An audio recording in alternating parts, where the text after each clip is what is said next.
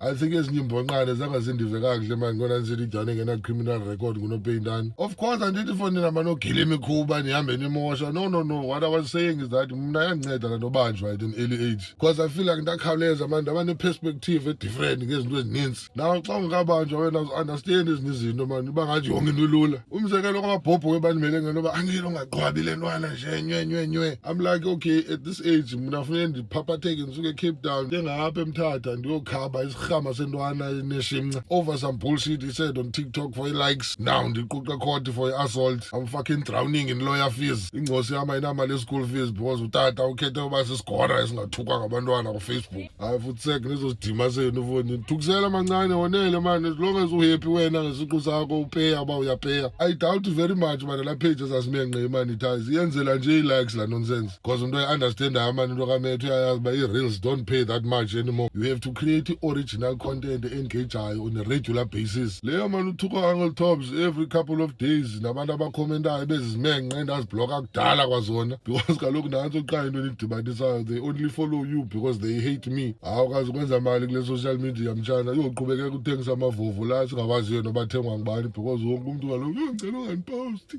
but ke asikho lapho namhlanje guys.